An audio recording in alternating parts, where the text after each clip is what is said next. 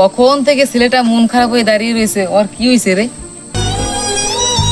কে জানে রে ওর কি হয়েছে। তুই আমার সাথে কথা বলিস না, তোর মতন স্বার্থপর বন্ধু আমার দরকার নেই। কেন তুই আবার ওরা কি করলি রে? কিছুই করিনি রে। তাহলে ও এরকম কেন তোকে বসে? তোর আমি কি করছি রে? কি করছো তাই? তুই যে আমার সাথে যাই ভুল করছো, এই ভুলের কোনো মাপ নাই। তুই আমার সাথে কঠিন একটা ভুল করছো রে। আমি তোর কিছুই করিনি রে। তাহলে ও এসব বলে কেন? কেন জানি, আমি তোর কিছুই করলাম না। ও তো আমার অনেক ভালো বন্ধু। তুই আমার ভালো বন্ধু না, তুই হইলি স্বার্থপর বন্ধু, এক নাম্বার স্বার্থপর বন্ধু। আজকে জুমার নামাজের শেষে জিলাপির দায়িত্ব তোকে দিল, বললো সবাইকে দিয়ে দে। তুই সবাইকে দিলি, কিন্তু তুই আমার নিজের বন্ধু হয়ে তুই আমাকে দিলি না। তোর সামনে হাত পাতলাম, বললাম জিলাপি দে, জিলাপি দে।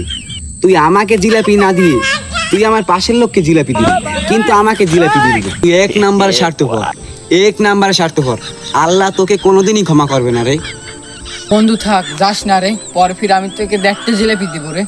বাটপার তুই, তুই তো ছেলেটার সাথে চিট করলি, তুই তো আমার সাথে চিট করবি।